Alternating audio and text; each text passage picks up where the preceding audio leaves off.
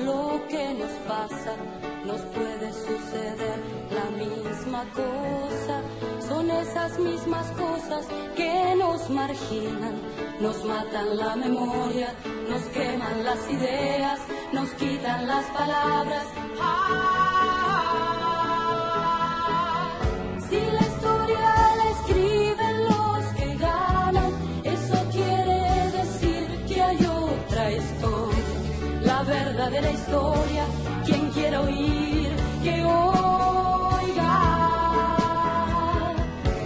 Nos queman las palabras, nos silencian y la voz de la gente. Miércoles lo tenemos al profe, que es el profe Eduardo Barreto, y quien también hoy precisamente nos va a hablar un poco de la antesala a el golpe del 55, pero empezando desde lo local, ¿no? Sí. Desde la historia nuestra del Chaco y su primer gobernador, que sí. Fue Felipe Gallardo. Así es, profe, ¿verdad? Buenas tardes. Buenas tardes, ¿cómo están? Para esto, bien. Profe, nosotros teníamos una preparación, ¿no? Una previa con un videíto que vamos a verlo como para preparar el terreno, y ahí empieza usted a contarnos un poco, ¿no? De lo que fue el ambiente aquí en el Chaco, y que luego hace justamente que no termine el mandato, ¿no? El gobernador, por el golpe del 55. Frustrado a partir del 16 de septiembre. Ahí está, sí, exactamente. Vemos entonces el video.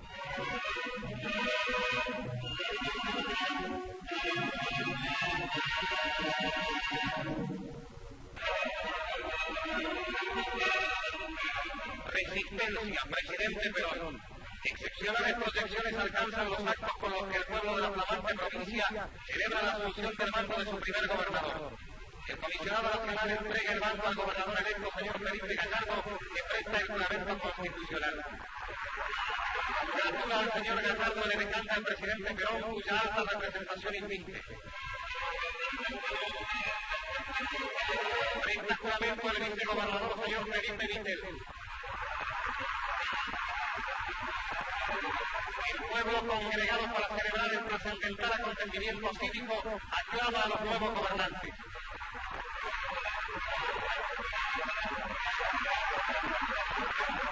Incamino hacia la legislatura, el entusiasmo popular reafirma su adhesión a quienes representan definiciones claras y decisivas en la política del presidente Perón.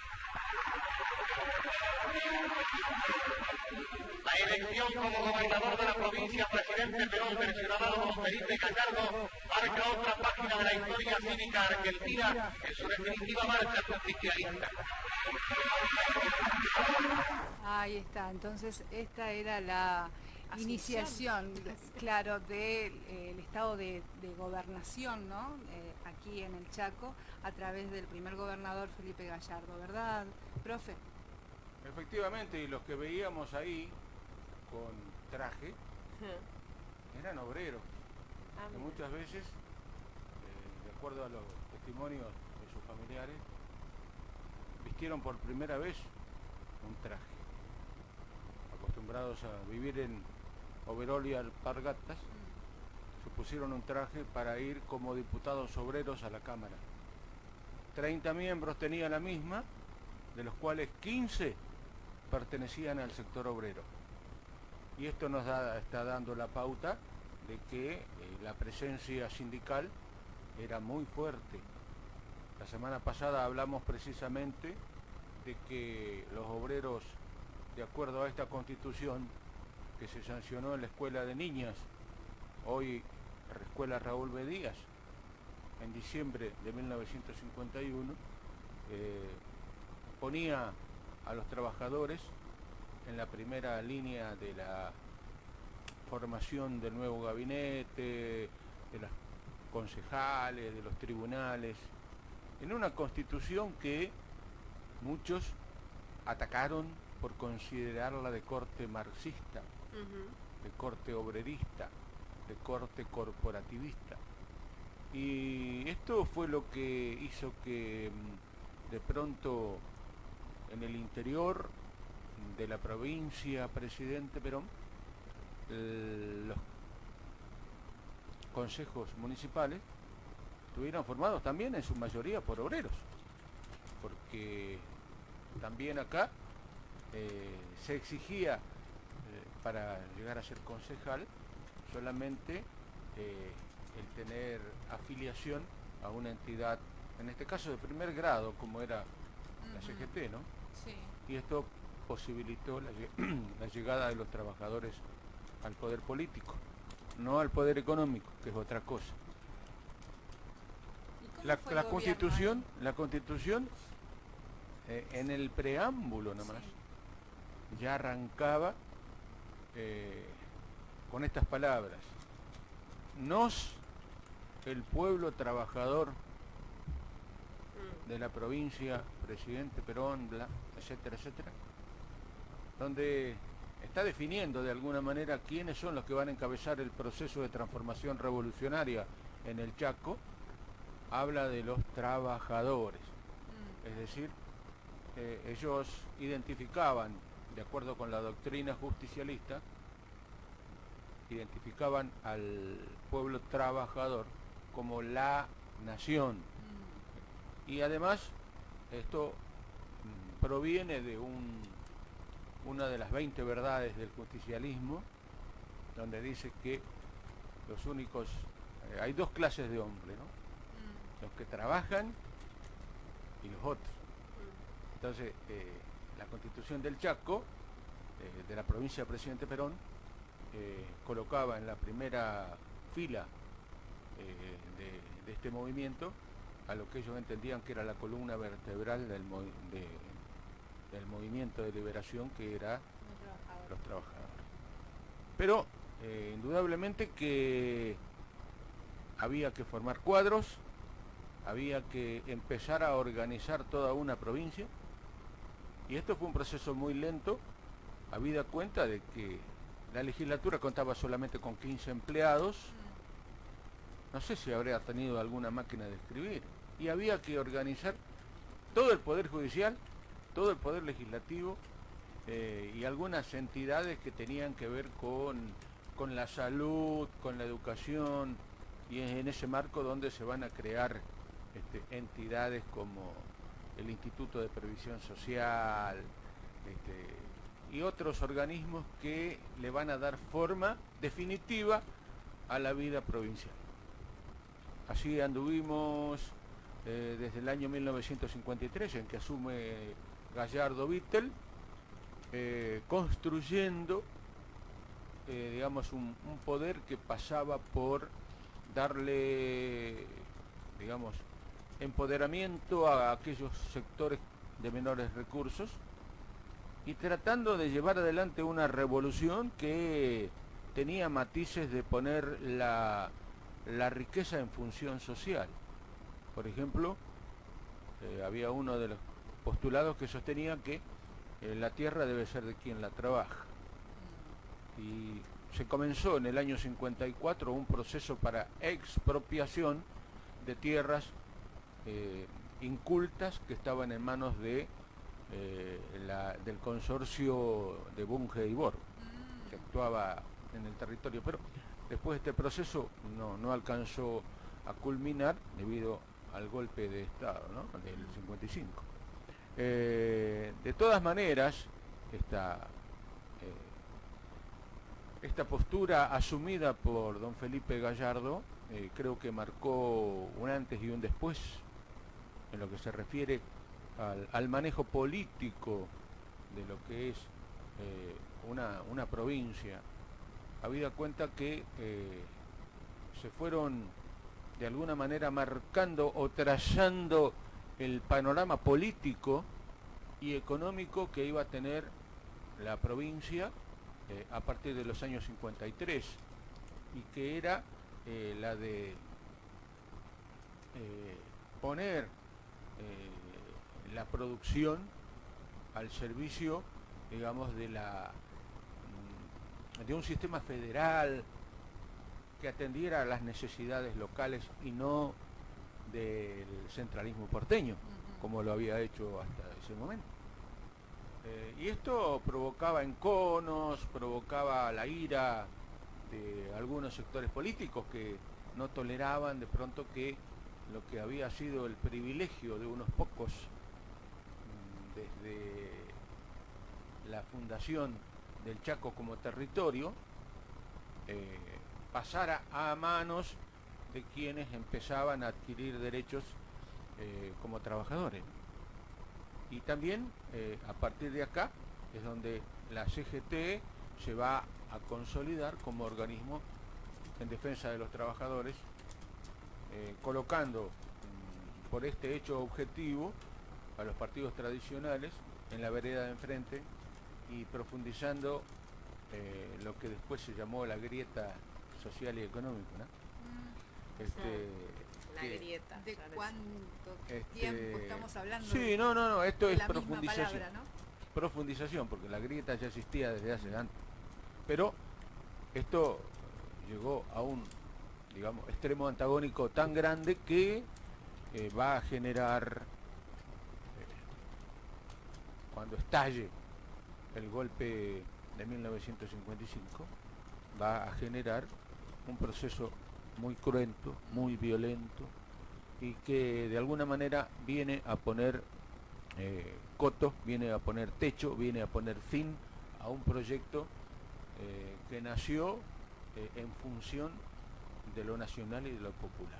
¿Y cuáles eran, por ejemplo, si usted nos puede contar en ese tiempo, en el momento que estaba Felipe Gallardo gobernando acá el Chaco, las medidas, por ejemplo, que hicieron al pueblo trabajador con derechos? Aumento del ejemplo, presupuesto en salud, ajá, aumento del presupuesto educativo, un alto porcentaje de retención o de impuestos a los productos agrarios que no tuvieran una transformación, es decir, al producto a granel. Lo que sí se favorecía era la transformación de la materia prima, incorporándole valor agregado, de manera tal de que cuando se exportara tuviera mucho más valor en pesos.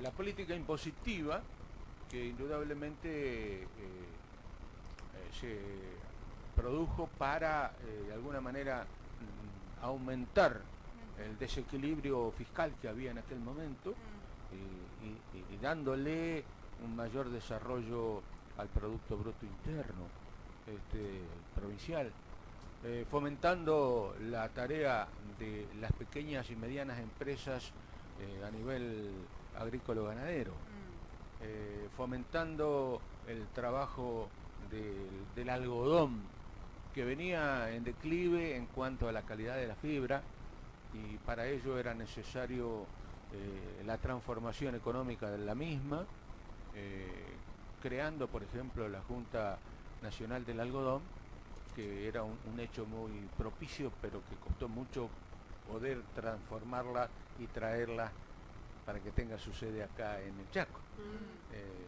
Otra de las medidas que se tomaron era dar a los consejos laborales, a las magistraturas, la preponderancia de que de los 3 integrantes de un juzgado de paz o un juzgado de primera instancia estuviera formado por 2 obreros y por un abogado.